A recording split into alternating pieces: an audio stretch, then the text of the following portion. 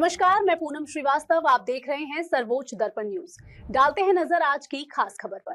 मानव धर्म के संस्थापक सतपाल महाराज के निर्देशन में गाजीपुर से हंस योग आश्रम में महात्मा दयावती बहन व महात्मा ठाकुर दास के देखने में योग शिविर का आयोजन हुआ संपन्न। खबर जनपद गाजीपुर से है, जहां कचहरी रोड महुआ बाग स्थित श्री हंस योग आश्रम में मानव धर्म के संस्थापक सदगुरुदेव सतपाल महाराज के निर्देशन में गत दिनों मानव उत्थान सेवा समिति गाजीपुर के तत्वावधान में योग प्रशिक्षण शिविर का आयोजन किया गया। कार्यक्रम आश्रम प्रभारी महात्मा दयावती बहन एवं महात्मा ठाकुर दास के देखरेख में संपन्न हुआ। योग प्रशिक्षक राधेश्याम ओझा उपस्थित जनसमूह को विभिन्न योगासनों एवं प्राणायाम का अभ्यास कराया। योग शिविर में पूर्वांचल प्रचार समिति के अध्यक्ष डॉक्टर संतोष यादव, सह सचिव किशोर यादव, जिला प्रधान उमेश सिंह, शासकीय अधिवक्ता कृपा शंकर राय, फूलमती देवी और सैकड़ों श्रद्धालु पुरुष और महिलाएं और युवा शामिल रहे। अपने ऋषि मनीषियों की इस योग की परंपरा को वो आगे बढ़ा रहे थे। उसी पद चिन्हों पर चलते हुए आज पूरा देश आगे बढ़ रहा है। तो मैं आज मानव उत्थान सेवा समिति देश और दुनिया के कोने कोने में जहाँ भी हमारे आश्रम है, शाखाएं हैं, परम पूज्य श्री सदगुरुदेव जी महाराज के मार्गदर्शन में योग दिवस मनाया जा रहा है। लोग योग कर रहे हैं। अभी हमारे योगाचार्य महोदय ने हम सबको संकल्प दिलाया, हमें प्रतिदिन योग करना चाहिए। इसमें इनका कोई स्वार्थ नहीं है। हम योग करेंगे तो हम निरोग रहेंगे। हम सबका दुर्भाग्य है, हर अच्छी चीज स्वीकार करने के लिए मन जल्दी तैयार नहीं होता है। हर बुरी चीज करने के लिए मन जल्दी तैयार हो जाता है, लेकिन अच्छा काम करने के लिए मन तैयार नहीं होता है। तो हम लोग संकल्प लें कि हम योग करेंगे और योग को एक भौतिक योग होता है, जैसे अभी हम लोग कर रहे हैं, ये भौतिक योग है। लेकिन योग, आज योग की परिभाषा, मेडिटेशन की परिभाषा, ध्यान की परिभाषा अलग अलग तरह से लोग करते हैं।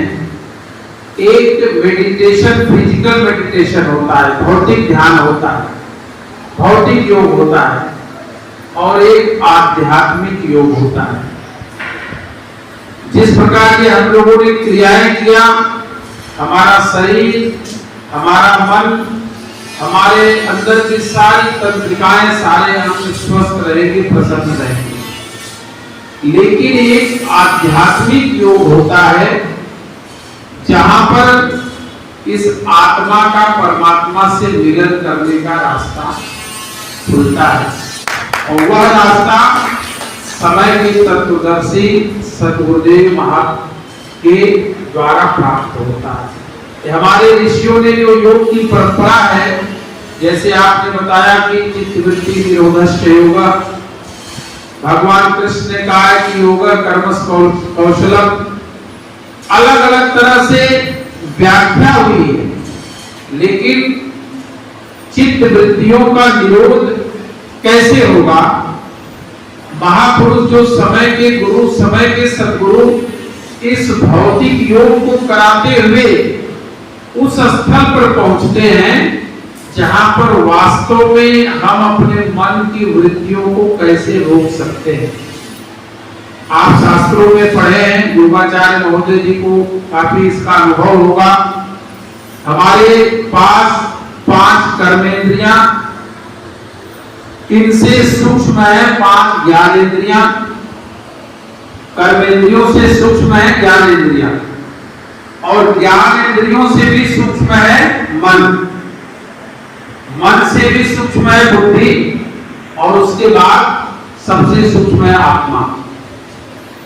तो मन को जब सूक्ष्म है, मन को बांधने के लिए हमें, जैसे चींटी है, चींटी को बांधने के लिए अब रस्से से बांधना चाहेंगे तो क्या चींटी बंधेगी? रस्सा मोटा है, चींटी छोटे रस्से के बीच से निकल जाएगी। चींटी को बांधने के लिए चींटी से भी सूक्ष्म धागा, उससे भी पतले धागे की जरूरत होगी। तो मन जब हमारा सूक्ष्म है तो इस मन को उस आत्मा में लगाने के लिए, उस परमात्मा में लगाने के लिए मन से भी सूक्ष्म है आत्मा। तो जब हमें आत्मा का ज्ञान होता है अपने अंतर जगत में सद्गुरु के द्वारा, उस आत्मा का ज्ञान होता है, उस सूक्ष्म आत्मज्ञान के द्वारा इस मन को बांधा जा सकता है।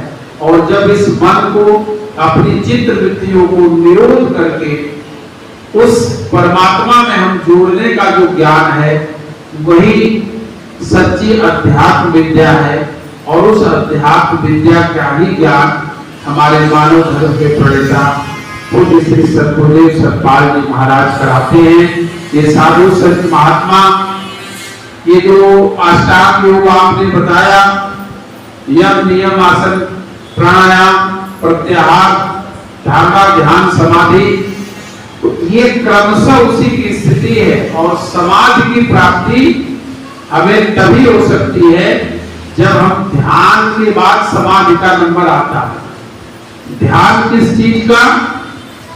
जैसे हम एक कल्पना का ध्यान करते हैं, किसी फोटो का, किसी मूर्ति का, किसी वस्तु का ध्यान करते हैं, लेकिन हमें ध्यान उस परमात्मा का करना है। मैं अनेक आसन सब सीख रहे थे। ये हमारे अपने हित के लिए है। जितने भी आसन हम लोगों को बताए गए वो हमारे शारीरिक सुख और शरीर को जो है स्वस्थ रखेगा। इसके साथ साथ हमारे संत भी हमें समझाते हैं, हम अभी सुन भी रहे थे चित्त वृत्ति में उद्धस्य योगा, कि हमें अपनी चित्त वृत्तियों को कैसे स्थिर करना है, एकाग्र करना है। भगवान कृष्ण भी कहते हैं दोनों ग्रहों के बीच में प्रकृति के मध्य में जहाँ ऋषि मनीषी अपने मस्तिष्क को रोली से चंदन से माताएं मैंने अपनी बिंदी से सजाती हैं, वहाँ मेरा बैठक है। जैसे हम घर बनाते हैं, घर में एक बैठक होती है, उस बैठक को हम सजा करके रखते हैं। रूम बहुत है घर में, पर सारे रूम अस्त व्यस्त होंगे, पर हमारा जो बैठक रूम होता है वो साफ सुथरा रहता है।